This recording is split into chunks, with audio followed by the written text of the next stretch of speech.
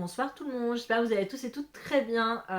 Déjà, petit point numéro 1, je m'excuse pour la luminosité et la qualité de la vidéo. On est le soir, donc évidemment, voilà, c'est le soir, mon téléphone ne fait pas des vidéos vraiment super extra. Et comme vous avez vu dans le titre, aujourd'hui on se retrouve puisqu'on va faire une semaine de lecture avec moi, où je commence cette vidéo un mardi et elle va durer jusqu'à mardi prochain, peut-être jusqu'à mercredi prochain parce que c'est le dernier jour de septembre, où en gros pendant tous ces jours-là, je vais essayer d'avancer des sagas ou terminer mes sagas. Parce que j'en ai quand même pas mal. Bon, ça fait pas beaucoup pour certaines personnes, mais pour moi ça fait quand même pas mal. Sachant que parmi certaines sagas, il me reste un tome à lire, ou il m'en reste deux, ou en tout cas il m'en reste un avant la sortie du prochain. Et je me suis dit que ce serait assez cool, parce qu'il faut savoir que tout à l'heure, j'ai terminé le dernier roman de ma palle du mois de septembre. Ce qui signifie que j'ai tout terminé, on est le 16 septembre, et j'ai encore envie de lire. Mais par chance, la semaine dernière, à la médiathèque, j'ai emprunté ce roman-là, qui est donc le deuxième tome, vous n'allez pas très bien voir, le deuxième tome de Mémoire de la forêt de Michael Braun Arnaud et illustré par Saneo chez l'édition L'École du Loisir, qui s'appelle Les Carnets de Cornelius Renard, qui est donc le second tome de Mémoire de la forêt. J'ai lu le tome 1, Les souvenirs de Ferdinand Taupe, j'ai pas envie de dire une bêtise, peut-être en avril, mai, juin, peut-être juillet, je sais pas, en tout cas dans ces eaux-là, qui se passaient en printemps, et ce roman se passe en automne. J'avais pas prévu de le lire, mais écoutez, ni prévu de le prendre, mais écoutez, à chaque fois que je passe à la médiathèque et que je cherche des livres que j'ai envie de lire, je ne les trouve pas, mais quand il y a des livres que j'ai envie de lire, mais que je me dis, ouais, à l'occasion, ils sont là. Donc je l'ai emprunté, je me suis dit, comme ça c'est fait. J'avais prévu de le lire le mois prochain, mais j'avais peur qu'il soit pas disponible, donc je me suis dit, voilà. Donc c'est ma lecture en cours. J'ai lu les 104 premières pages et dans ce tome-là, on va suivre donc Archibald Renard qui a sa librairie, tout se passe très bien, il se prépare pour les festivités d'automne, jusqu'à qu'il y ait Monsieur Maire qui lui dit, en assemblée en plus devant tout le village de Belle-Écorce, qui lui dit, cette librairie ne t'appartient pas, Archibald Renard, elle appartient à Célestin Loup, qui habite à Grippe-Étoile, ça n'a jamais été la tienne, voilà, donc il faut que tu pars d'ici, tout simplement. Et en gros, Archibald va essayer de comprendre pourquoi son grand-père a récupéré la librairie à l'époque, mais voilà, ça n'a jamais été fait. Et donc, lui, son père et Gervais, je crois aussi, non, Bartholomé, son neveu, vont partir un peu à une enquête, une chasse au trésor pour essayer de comprendre, en gros pour récupérer des carnets que son grand-père avait écrits à l'époque, essayer de comprendre pourquoi il a eu la librairie alors que ça lui appartient pas vraiment. Voilà, c'est un résumé un peu bancal, mais c'est tout ce que c'est en fonction de ce que je viens de dire. Voilà, donc, mais j'aime beaucoup ce roman, il y a de très très belles illustrations, on est vraiment dans une vibe très très automnale. Puis j'aime beaucoup l'aspect carnet de son grand-père, qui ont des pages assez différentes, vous voyez, et ça me plaît beaucoup. Et j'aime beaucoup pour le moment, voilà. Donc c'est ce premier roman que je lis actuellement, j'ai déjà lu les 100 pages, le but c'est que je lise 100 pages par jour, donc il y a à peu près 300 pages, même pas.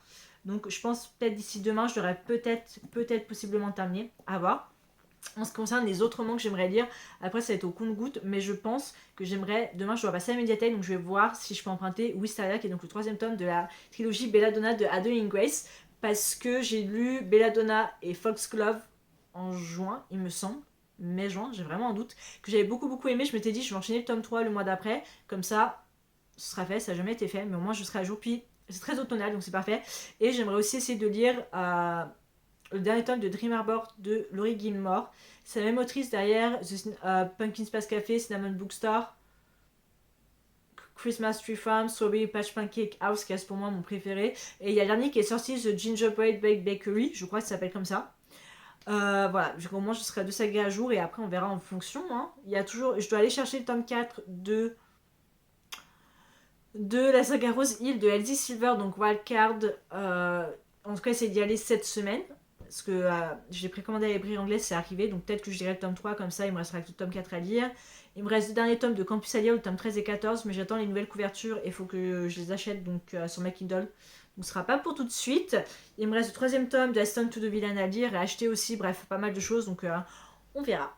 Bonsoir, on est mercredi 17 septembre, il est 20h56 et je vous reprends parce que j'ai avancé dans le livre, j'en suis ici, j'en suis à la page 220 sur 310 il me semble, 300 même pas, ah si, 310, donc je suis vraiment pas loin de la fin, je vais être à 180 peut-être pages de la fin et laissez-moi vous dire que j'aime beaucoup, j'aime même un peu plus que le premier tome. Donc je pense que si tout va bien, je termine demain. Donc ça fera déjà un roman en moins. Le tome 3, il se passe en hiver. Donc j'attendrai novembre, décembre, peut-être plus décembre pour le lire. Voilà. Et je suis passée à la médiathèque ce matin pour essayer de prendre Wisteria. Mais c'était pas disponible. Voilà. Il y avait le tome 1, il y avait le tome 2, il y avait Belladonna, Foxglove, mais il n'y avait pas. Et ensuite, je me suis rappelé, mais je l'ai sur ma Kindle. Voilà, j'avais prévu le coup, je me suis dit pour éviter de me trimballer des gros livres, en général je les mets sur ma Kindle, comme ça au moins ça évite d'avoir un gros livre dans mon sac et que j'ai pas forcément le temps de lire, et j'ai sur ma Kindle, donc j'ai Wisteria sur ma Kindle, donc je pense que je lirai peut-être après, ou j'ai très très envie de lire Wildside. Je l'ai autant sur ma Kindle que en physique, qui est donc le troisième tome de la saga Rose Hill de Elsie Silver. Comme ça, je me dis samedi, je vais récupérer Wildcard, qui est le quatrième tome, et s'il tombe sur la palle pour le mois d'octobre, enfin le mois prochain, au moins ce sera fait et je l'aurai terminé. Donc je pense soit Wisteria, soit Wildside. Je verrai en fonction de mon mood, du nombre de pages et ma motivation. Mais ouais, pour le moment, écoutez, j'aime vraiment beaucoup. On a vraiment cette vague très automnale. On en apprend un peu plus sur Cornelius, qui est donc le grand-père de Archibald et le grand-grand-père, grand-papy de Bartholomew. Et je sens que ça va être très triste parce qu'il a la maladie de l'orage. Enfin, le cerveau de l'orage. En gros, c'est l'Alzheimer, si on peut dire. Mais ils appellent ça le... Je crois que c'est dedans. Un truc d'orage, en tout cas. Voilà, mais j'ai très très hâte de terminer le roman et d'en attaquer un nouveau. Je sens la motivation, ce qui est assez cool. Alors, je vous retrouve, on est le jeudi 18 septembre. Il est vers 21h23, 25. Je vous retrouve parce que pour faire le point, je viens de terminer le deuxième tome de Mémoire de la forêt, donc les carnets de Cornelius Renard, et c'est un 4,5 pour moi. J'ai bien pleuré, hein, bien évidemment. C'était pour le moment, je préfère largement au premier. Je l'ai trouvé très touchant, très très beau. Je comprends un peu le pourquoi, du comment et tout. J'ai vraiment beaucoup beaucoup beaucoup aimé. Il y a une vague très automnale, très cosy, très famille aussi, très très beau. Je trouve la plume très très belle et je trouve en fait que les sujets apportés dans ce roman et surtout dans le premier roman et je pense dans le roman 3 et 4, je trouve qu'il y a des sujets qui sont très bien mis en place sous une autre forme. Là, Cornelius, il a la maladie de l'orage du cerveau. Comme le premier tome, Ferdinand Taube, c'est ça, il avait la maladie de l'oubli, voilà, qui était un peu l'Alzheimer. Là, je sais pas vraiment si c'est l'Alzheimer, mais c'est quelque chose de similaire. Et j'ai trouvé ça très très beau, très très touchant. J'ai aimé découvrir l'histoire du grand-père de Archibald Cornelius, comment est-ce qu'il a grandi et tout, et l'énorme secret de famille. Qui a fait tout ce remue-ménage par rapport à la librairie et tout. J'ai vraiment beaucoup beaucoup aimé. Et je m'attendais pas à autant pleurer. Mais voilà, j'ai beaucoup aimé. Donc j'ai hâte d'écrire mon avis et tout. Ce gros coup de cœur. Et aujourd'hui, j'ai aussi attaqué un autre livre parce que je suis restée à l'école pour attraper mes heures où j'étais pas là travailler. Donc je suis restée un peu à l'école toute la journée en fait. Et j'ai commencé sur ma Kindle. Wildside, excusez-moi, de Elsie Silver, qui est donc le troisième tome de sa saga. Rose Hill, j'ai vraiment hésité entre celui-là et Wisteria, mais je me suis dit, j'ai envie de romance. J'ai envie de romance, et je sais que ça, je peux le lire assez rapidement. En plus d'avoir autant en physique que sur ma Kindle, au moins, je peux jongler entre les deux, surtout le soir si je suis trop fatiguée je peux vraiment me caler dans mon lit, même avant de me coucher. En général, j'ai sur ma Kindle parce que j'ai avec ma soeur. Et j'en suis à là, j'ai lu les 10 premiers chapitres, donc j'en suis à la page 92. Je pense que je vais dire jusqu'aux 100 premières pages. Donc il me reste même pas une dizaine de pages à lire et je vais terminer. Enfin, les 100 pages pour aujourd'hui. D'après ce que j'ai compris, on va suivre Tabitha, qui en gros, sa sœur est décédée. Il y a quelques semaines de ça, sa sœur est décédée parce que c'est quelqu'un qui avait de mauvaises fréquentations, la drogue et tout ça. Et ce qui fait qu'elle a son neveu qui s'appelle Théo, je crois. Théo, Léo, je sais plus, j'ai pas encore tous les prénoms en tête. Bref, son neveu de 3 ans, il me semble, et elle est là, elle fait il faut que je le récupère et tout, mais sa sœur a laissé un will, je sais pas comment on dit en français, un will, un testament, et dans ce testament, elle dit que le gardien légal de son fils, donc du neveu de Tabitha, c'est Rhys, un peu, pas le concierge, mais le mec avec qui elle sous-louait l'appart et tout ça. Chose que Tabitha s'attendait absolument pas, et Rhys s'attendait encore moins. Et donc les deux vont essayer de trouver une solution pour essayer de cohabiter, sachant que les deux ne peuvent absolument pas se voir parce que la sœur de Tabitha a dit à Rhys pendant 2 ans des choses horribles au sujet de sa famille. Et quand Rhys rencontre Tabitha, rencontre les grands-parents du fils et tout, en fait c'est totalement le contraire. Donc il y a vraiment voilà, quelque chose. Et pour Tabitha, c'est la faute en gros de Rhys si sa sœur est morte parce que d'après ce qu'on comprend dans le premier chapitre, Rhys a mis sa sœur et son neveu à la porte. Voilà. Apparemment, voilà, il y a 2 histoires complètement différentes. Donc, je sais pas trop quoi en penser encore. Donc, j'avance tout doucement, mais, mais ça va. En vrai, ça va. En vrai, ça va. J'ai quand même hâte de voir où l'histoire va nous mener. Et je sais que c'est un mariage arrangé dedans. Parce que là-dedans, Rhys est canadien. Ou il n'est pas canadien, mais il n'a pas son visa pour aller au Canada, quelque chose comme ça, pour aller à Rose Hill. Ce qui fait qu'il habite à Emerald Lake. Et c'est pas Emerald City, Emerald Hill, c'est Emerald Lake dont on parle, qui sera la prochaine saga de Elsie Silver l'année prochaine. Voilà, c'est Emerald Lake, que j'ai très hâte de découvrir d'ailleurs. Et ouais, voilà. Donc en vrai, j'essaie d'avancer parce que cette semaine, ou peut-être la semaine dernière, on a appris que en plus que déjà la saga Rose Hill va être adaptée sur Prime, mais Elsie Silver nous a annoncé sur le Book Talk anglophone que Wild Love, non, que Chestnut Springs va être adapté, va être adapté en série par Netflix. Donc j'ai très hâte que 2 séries que j'aime beaucoup vont être adaptées, voir un peu le rendu comment ça a donné. Mais voilà, donc j'ai terminé Mémoire de la forêt et j'ai commencé Wildside. Donc en vrai ça va, j'en suis à quoi, ma 3e lecture pour le moment pour attraper mes sagas. Ce qui fait que celui-ci me restera un roman. Enfin en vrai on fera le point à la fin de la semaine pour voir à peu près comment je suis à jour, quelle saga je suis à jour et tout. Et après, j'ai rajouté pas mal de livres sur ma Kindle aujourd'hui, que je pense peut-être je réfléchirai à quoi commencer. Ou peut-être que. Ouais, de toute façon, c'est continuer les sagas, donc peut-être que j'ai un doute, peut-être envie de continuer Campus pour essayer de terminer, ou attendre l'année prochaine, en tout cas, je vais voir. Mais voilà, je vous retrouverai, je pense, demain pour vous donner mon avis quand j'aurai un petit peu plus avancé dans ma side. Nouvelle journée, nouvelle fin. Nouveau jour, nouvelle soirée. Je vous retrouve, on est vendredi 19 septembre, il est 21h15 et je vous retrouve pour mon petit update du jour. Je suis désolée déjà de filmer les vidéos que le soir parce que j'ai pas d'autre choix, mais j'ai allumé la grande lumière donc en vrai la luminosité est bien meilleure que les premiers jours. J'en suis ici, à la page 206, j'ai atteint le chapitre 24 et c'est pas bien, genre j'aime bien. Mais en fait, ça me fait comme le tome 3 de Chestnut Prince, qui était Powerless, il me semble. Je trouve pas extra. C'est-à-dire que, en fait, la relation entre Tabitha et Rhys, en fait, je trouve pas qu'ils ont d'alchimie entre les deux. Ils ont dû se marier parce que, de toute façon, c'est pas un spoil, hein, ça va être dedans. Ils ont dû se marier pour que faire en sorte que Milo ait autant Rhys que Tabitha. Mais en fait, je trouve pas qu'il y ait d'alchimie entre les deux. Les deux sont toujours en train de se lancer des petits pics sexuels et tout, genre. Mais il y a que ça en fait. Il y a plus de l'attirance physique que de l'attirance sentimentale. En général, j'ai aucun problème avec ça. Mais là, c'est vraiment genre trop. Il y a un mélange entre Powerless et OPS, genre les trucs que j'aimais pas forcément dans le tome 3 et le tome 5 de Chestnut Prince, je crois que c'est le tome 5 qui me semble.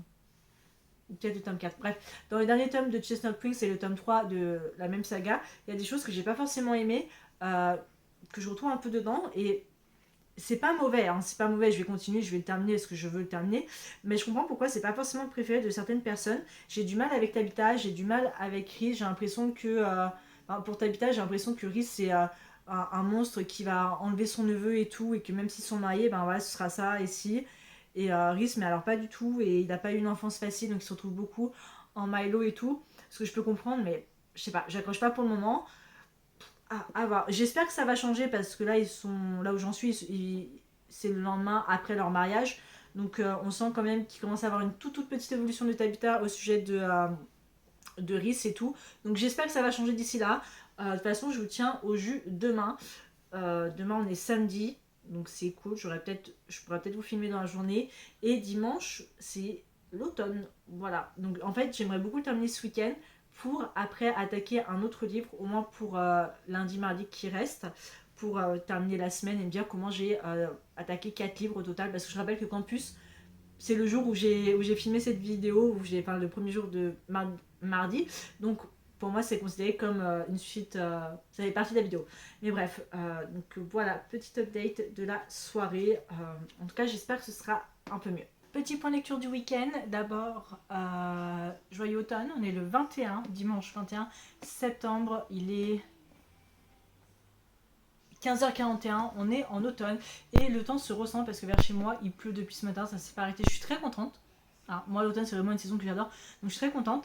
Et je voulais vous faire le point, parce que j'ai pas filmé hier, parce que je me suis dit que je vous filmerais vraiment quand j'aurais lu ce week-end, et c'est le cas. J'ai terminé, je me suis levé vachement tôt ce matin, donc on est profité pour terminer Wild Side de Elsie Silver, qui est donc le 3ème tome de sa saga Rose Hill. Ma note finale est de 3,5 parce que je vais pas dire que j'ai pas accroché, mais j'ai eu beaucoup de mal avec la relation entre Rhys et Tabitha. C'est-à-dire que j'ai pas trouvé qu'il y avait une alchimie genre super folle. Pour moi, c'était plus genre dès qu'il y avait un moment mignon entre les deux, la seconde d'après, ils avaient envie de se sauter dessus. Les seuls moments que j'ai trouvé assez cool, c'est vraiment les moments où mignon, c'est les moments où ils étaient avec, où ils avaient des interactions avec Milo. Et après, vraiment, quand il y a eu tout ce je t'aime, tout ça, c'était plutôt cool parce qu'on voyait vraiment une vraie évolution dans la relation entre les deux. Mais je sais pas, ça m'a pas plus transcendé que ça. Après, le petit truc, le plus que j'ai bien aimé, c'est tout l'aspect WWE, wrestling, les catcheurs et tout, que j'ai beaucoup aimé apprendre et voir les dessous de l'envers du décor et tout ça avec Chris. Donc ça m'a assez plu. Et le petit bémol que j'avais aussi, c'est le sous-plot au sujet de Erika, la sœur de Tabitha, que j'ai pas forcément trouvé extra. Voilà, donc ça équivaut à un 3,5, c'est pas mon tome préféré très clairement. Mais bon, voilà, c'est Elsie Silver, hein, c'est des romances. Par contre, on était pas mal à Emerald Lake, et je sais qu'il y a vu que la prochaine saga c'est Emerald Lake, je pense que ça va peut-être être sur Will, qu'on a vu beaucoup dans ce tome-là, donc je me dis peut-être qu'en le voyant beaucoup, ça signifie que ce sera le personnage principal de sa prochaine saga, on verra.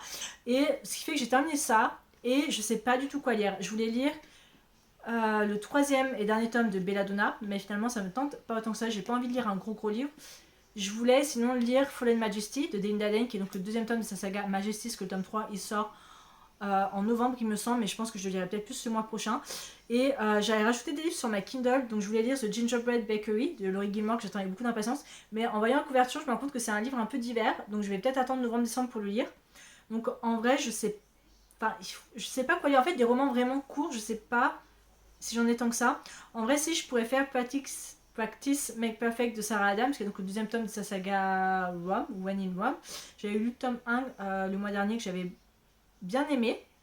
Donc j'ai le tome 2 et 3 sur ma Kindle et le tome 4 sur l'année prochaine. Où je pensais faire Killer Instinct de Jennifer Lynn Barnes, qui est donc le 2ème tome de sa saga The Naturals. J'ai lu The Natural donc ce mois-ci, que j'ai bien aimé, j'ai mis un 4 sur 5.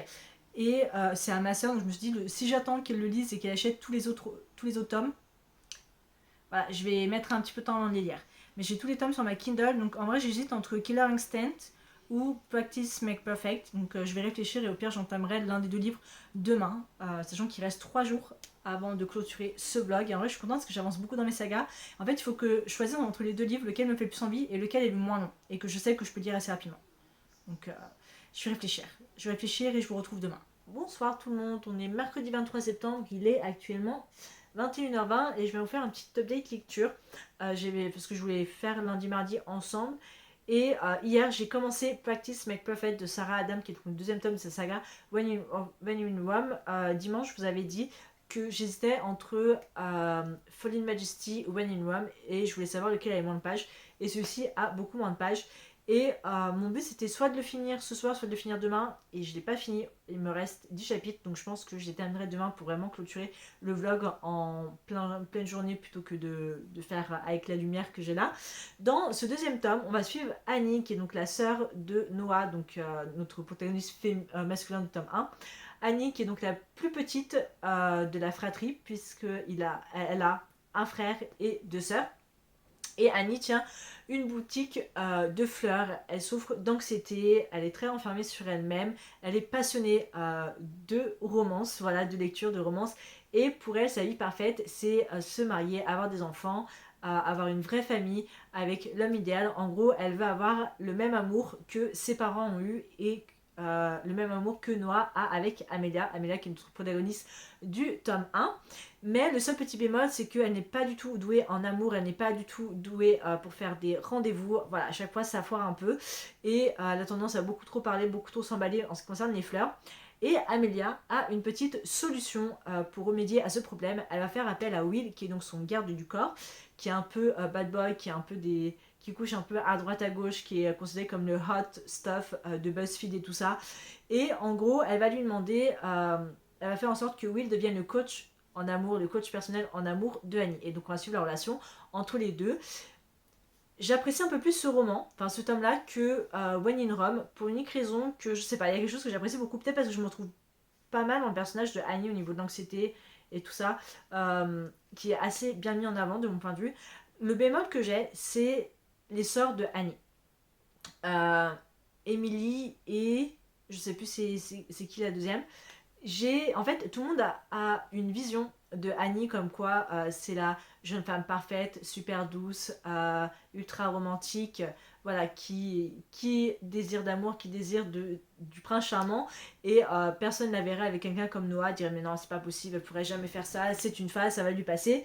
Et j'aime pas du tout parce que tout le monde est tellement derrière elle pour ça et la critique, pas forcément méchamment, mais un peu aussi, sans forcément qu'ils s'en rendent compte, et ça blesse plutôt Annie. Mais on a Amelia qui est là, va être sa future belle-sœur. Et j'aime beaucoup la relation qu'elle a avec elle parce que les deux se parlent. Annie est beaucoup plus ouverte avec Amelia que ses deux sœurs et Amelia la respecte. Elle respecte ses choix et tout. Et justement, le fait d'avoir demandé à Will de l'aider, voilà, je trouve ça super mignon. En ce qui concerne la relation Will et Annie, ce que j'aime beaucoup, il y a vraiment le gros point que j'aime dedans, c'est le consentement. Will accepte de aider Annie, parfois ça devient assez hot et tout, et ils en font une sorte de jeu où on y va pas. Genre, quand on y va, ils peuvent s'embrasser et tout, et après, genre, time out, temps mort, pour dire c'est bon, c'est terminé. J'aime beaucoup, vraiment, il y a vraiment un sujet de consentement qui est très très bien décrit. J'aime beaucoup sa relation avec Annie. J'admets parfois c'est un peu tiré par les cheveux, ça peut être aussi extrêmement classique et très très cliché, mais pour moi ça me dérange pas tant que ça. Voilà. Il me reste 10 chapitres à lire que j'aimerais essayer de terminer ce soir ou au plus tard demain. Et après je pense que j'aurai terminé avec mes lectures en tout cas jusqu'à octobre, vraiment faire une petite pause parce que j'ai quand même une énorme watchlist à regarder de films et de séries automnales et j'ai pas regardé grand chose. J'ai dû regarder Castlevania et j'ai dû, si j'ai regardé un film, non, j'ai regardé 2 films qui sont sur ma watchlist, ou peut-être un. Si j'ai regardé Massacre à la tronçonneuse, et j'ai regardé récemment The Craft, Dangereuse Alliance, que j'ai adoré, qui est un film qui à mon âge je ne l'avais pas encore vu. Franchement foncé parce qu'il est vraiment, ça respire les années 90, witchy vibe, automnal vibe, que j'adore. Franchement, très belle découverte. Mais ouais, j'ai quand même pas mal de choses à regarder. Et voilà, là ce soir, je sais pas vraiment si je dirais, je pense que je dirais peut-être plus demain pour terminer. Et voilà, pour le moment, je vais continuer mon bonnet en crochet. C'est un bonnet où bon, je prends tous les bouts de fil qui me restent et je vais essayer d'en faire un gros bonnet. J'ai essayé de décrocher celui-là, mais je sais pas si c'est passé. Non, là, c'est pas là. Je sais pas ce qui s'est passé. Pourtant, j'ai fait correctement, mais en fait, je sais pas, je suis en train de tout décrocher. Genre, c'est super bizarre. J'arrive pas à trouver l'ouverture exactement. Donc faut que j'essaye parce que sinon ça me fait assez flûte en fait de couper et d'en faire des petits trucs de laine. Mais bon, voilà. On verra. C'est tout pour ce petit aparté. Je vous retrouve demain pour clôturer le vlog. Bon ça y est, on est le dernier jour. On est mercredi 24 ou 26 septembre. Il est 13h06. On est mercredi 24 septembre, c'est ça. Il est 13h06 et j'ai terminé ce matin, Practice Make Perfect de Sarah Adam, qui est donc le deuxième tome de cette saga. Apparemment, c'est Rom Kentucky et pas One in Rome, mais moi, je vais partir là-dessus. Écoutez, j'ai mis 4 étoiles. J'ai beaucoup plus apprécié que le tome 1, très clairement. Les derniers chapitres, après, je les ai lus, mais c'était vraiment un peu... Les derniers chapitres, c'était vraiment un peu vraiment la conclusion, en fait, de l'histoire, où il se passait pas grand-chose. C'était juste pour me dire, voilà, ils sont heureux et tout, et tout. Mais j'ai quand même beaucoup aimé. Et ça signifie que c'est le dernier jour pour ce petit reading vlog. C'est aussi le jour où je poste cette vidéo. Donc si on fait le point sur mes lectures, en une semaine j'ai lu 3 romans. J'ai lu le tome 2 donc, des Mémoires de la forêt, donc les carnets de Cornelius Renard.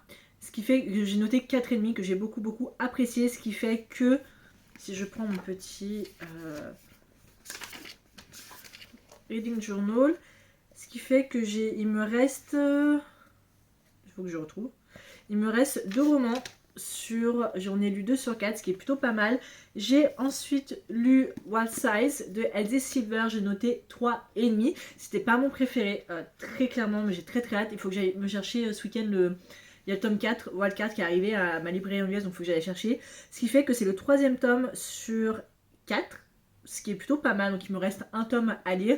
Et j'ai terminé Practice Make Perfect, que j'ai donc noté 4 étoiles, qui est donc le 2e tome. Ce qui fait que je suis à 2 romans sur 4, ce qui écoutait ma foi plutôt pas mal. Là je sens que j'ai atteint mon quota de lecture, que j'ai plus du tout envie de lire.